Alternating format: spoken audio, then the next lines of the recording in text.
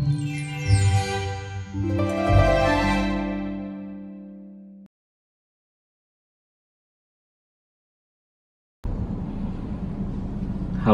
selamat pagi guys. Kembali lagi bersama saya Daryl di channel Anugerah Brand TV. Kali ini kita akan kembali membahas lagi mengenai bisnis online Tokopedia. Nah,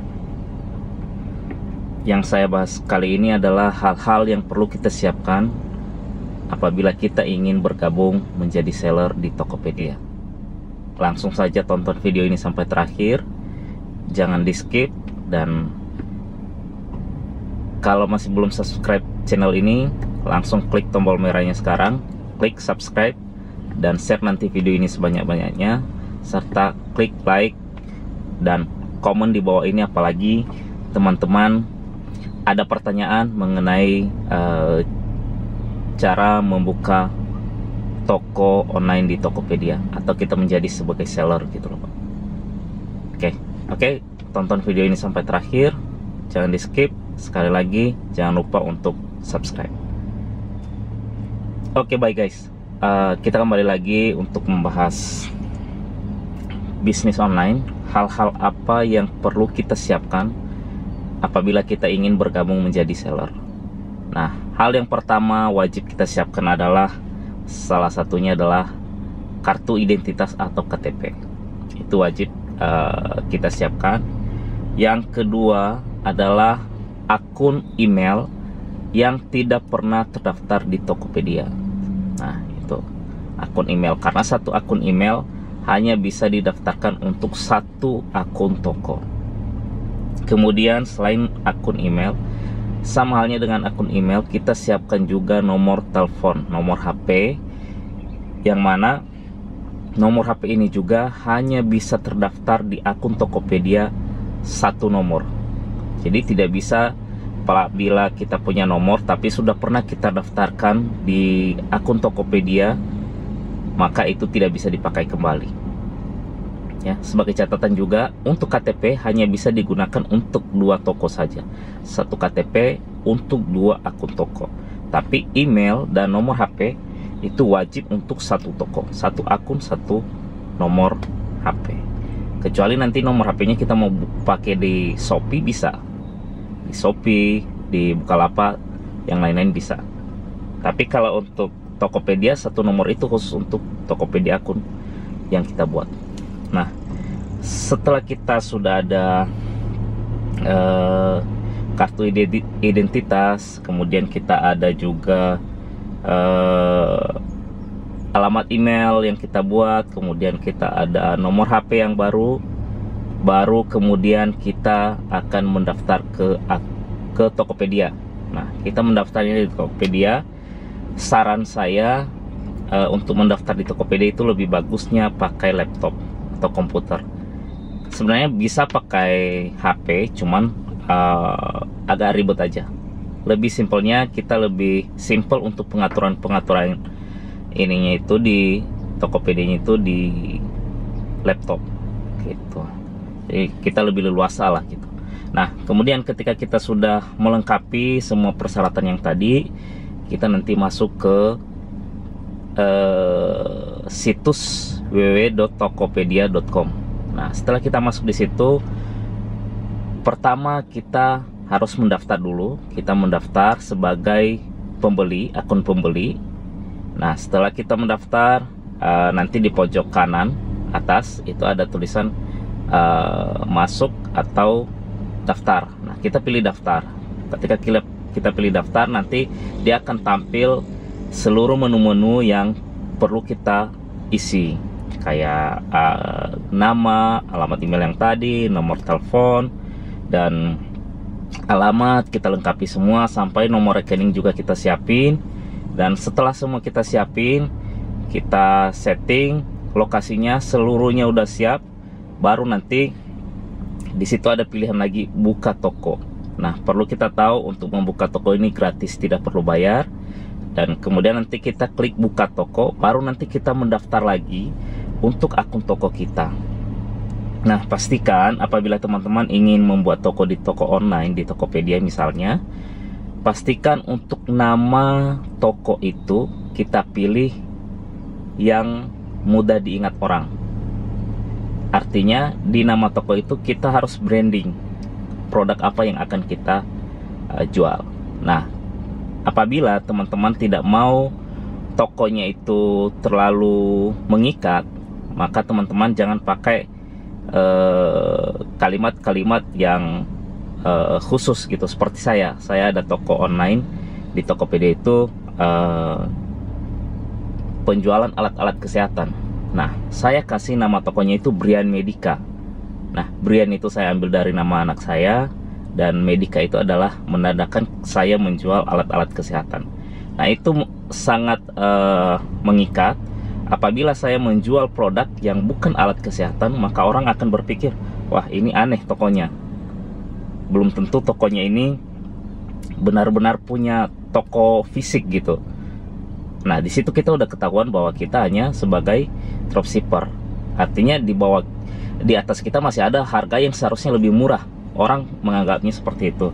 Jadi di sini kita hindari itu, kecuali kalau memang betul-betul kita fokus di situ. Kalau kita fokus seperti saya alat kesehatan, ya udah saya kasih aja Brian Medica. Ya. Jadi di situ saya branding sehingga orang-orang tahu Brian Medica ini dia jual alat kesehatan. Nanti cari di Google Brian Medica, oh ketahuan alamatnya di Jalan Pelumpang Semper.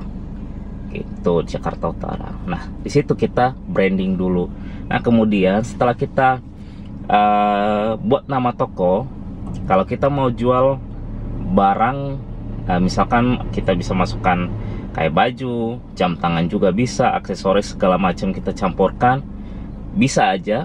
Tapi jangan pakai yang tadi kayak toko pakaian, jangan.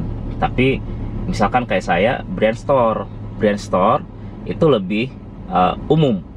Jadi tidak ada yang mengikat di situ, lebih umum. Orang melihat brand store itu pasti bisa apa aja bisa dijual.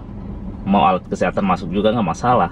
Jadi orang tahu, oh berarti dia memang punya beberapa produk gitu. Tapi kalau yang tadi, kalau memang kita betul-betul fokus, kita mau satu toko itu khusus untuk produk yang mau kita jual, ya udah kasih aja. Kayak contohnya saya tadi, Brian Medica. Udah, Medica itu menunjukkan bahwa kita produk yang kita jual itu alat-alat kesehatan, mengenai kesehatan semua. Jadi orang nggak bakalan berpikir aneh-aneh gitu, karena lihat, oh iya ya, dia jual alat kesehatan.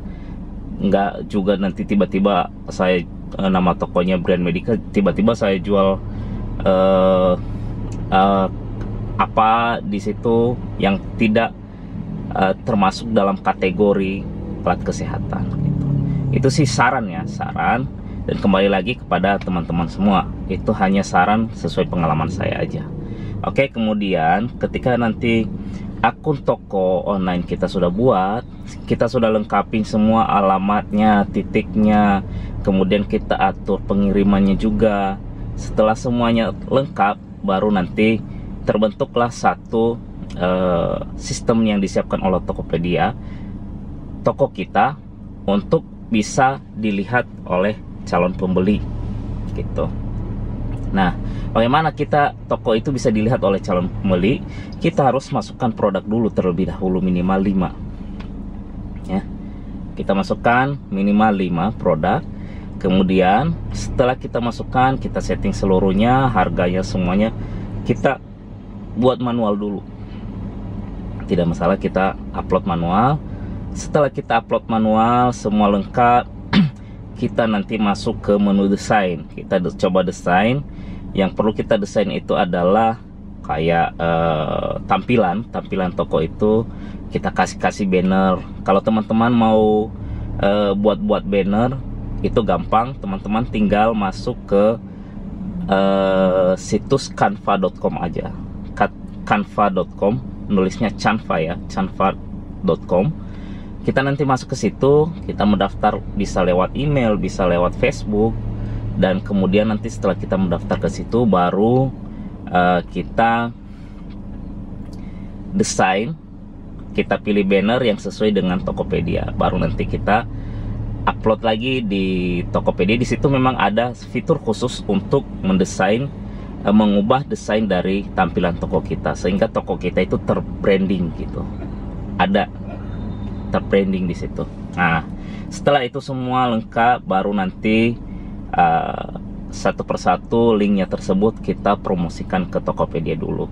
Artinya kita menggiring calon pembeli kita dari media sosial bisa, atau nanti kita dari IG, Facebook, TikTok, segala macam itu coba kita giring. Sambil nanti kalau mau kita upload produk banyak, kita akan pakai software. Kalau saya pribadi saya pakai software yang Xsun, ya, xsun.net. Nah, dan itu saya punya softwarenya. Teman-teman juga bisa pakai. Nanti teman-teman bisa saya cantumkan linknya di bawah deh, untuk teman-teman bisa download link tersebut. Itu hanya sekali bayar dan kita bisa pakai untuk selamanya. Saya pakai itu dulu di tahun 2019 ya, 2019 saya dapat softwarenya itu. Pertama saya mulai toko alat kesehatan. Nah, dari situ teman-teman saya coba sampai sekarang saya masih pakai. Kalau misalkan saya bikin toko baru tapi masih produk yang dari toko yang satu, saya masukin produk di toko yang baru, saya tinggal copy aja masukin ke situ. Nanti saya tinggal setting aja harganya, setting judulnya, setting ini. Jadi yang perlu kita pahami bahwa judul produk itu khusus di Tokopedia tidak akan pernah bisa diubah apabila sudah pernah terjual, kecuali belum pernah terjual. Selama belum pernah terjual, judul produk itu masih bisa kita rubah. Tapi setelah produk itu terjual satu aja, maka produk tersebut tidak akan pernah bisa diubah nama produknya. Itu udah nggak bisa diapa-apain. Kalau memang ada kesalahan penulisan, udah sampai kapanpun kayak gitu aja, nggak akan bisa diubah kecuali Shopee ya. Nah, kemudian setelah semuanya lengkap, kita nanti saya kasih link di bawah di deskripsi. Nanti teman-teman bisa cek aja link di deskripsi tersebut untuk bisa berlangganan menggunakan software itu biar lebih gampang. Nanti caranya seperti apa saya akan bahas di video-video berikutnya nanti. Kemudian setelah semuanya lengkap dan kita upload produk ke toko, baru nanti kita setting semuanya. Baik itu misalkan ya, kalau saya kayak alat kesehatan, terus kursi roda, saya jual kursi roda itu kan berat ekspedisinya lumayan. Nah, kalau misalkan kita mau jual aktifin yang instan, kalau instan itu kan beratnya maksimal 15 kilo. Nah, sementara kayak kursi roda itu, satu kursi roda ada yang sampai volumenya itu terhitung 50 kilo untuk diekspedisi. Jadi teman-teman nanti upload dua produk yang sama, tapi kasih catatan di deskripsi khusus ekspedisi dan khusus untuk instan. Nah, khusus ekspedisi kasih sesuai volume dari ekspedisi. Kayak kursi roda yang tadi saya bilang itu, kasih aja 50 kilo karena memang volumenya 50 kilo. Karena volume itu kalau JNE itu dihitung dari tinggi kali lebar kali panjang bagi 6000. Nah, itu nanti dari hasil itu, nah itulah beratnya yang diambil gitu. Nah, setelah kita dapat misalkan 50, itu kasih beratnya di ekspedisi 50. Tapi untuk gosen kasih catatan di deskripsi pengiriman khusus instan. Nanti setelah itu di bawah di beratnya itu kasih di situ 15.000 gram atau 15 kilogram. Nah, kemudian setelah itu ada settingan untuk ininya lagi, custom ekspedisi. Nah, kita pilih ekspedisi hanya instan Grab dan instan gosen. Yang lain kita nonaktifkan khusus untuk produk itu gitu, sehingga orang tidak akan order di link Gojek tapi pakainya transaksi cepat, jatuhnya nanti lebih murah dan kita lebih rugi jatuhnya. Harusnya 50 kilo tapi terhitungnya 15 kilo. Nah, per kilo aja sekarang berapa kali selisih berapa kilo, 35 kilo. Nah, itu tanggungan kita. Kalaupun nanti si customer mau tapi ribet lagi, kita harus konfirmasi gitu. Untuk menghindari itu, mending dari awal kita custom ekspedisi pengiriman gitu. Nah, hal-hal itulah yang perlu kita pahami sehingga nanti tidak terjadi kendala-kendala apabila sudah ada customer yang membeli produk tersebut gitu. Nah, mungkin itu aja dulu pembahasan kali ini guys. Setelah ini nanti kita akan bahas lagi mengenai software yang tadi saya jelaskan, dan kita akan buat nanti screenshot layar di laptop mengenai penjelasan ini tadi, bagaimana cara pembuatan akun secara singkat. Kita akan buat nanti, karena ini saya lagi di luar, saya nggak ada laptop, jadi saya belum bisa buat di sini. Nanti kita akan buatkan satu video khusus untuk membahas hal yang ini, tapi pakai screen desktop. Oke, mungkin sekian dulu video dari saya pagi ini. Sekali lagi jangan lupa untuk share video ini sebanyak-banyaknya dan subscribe.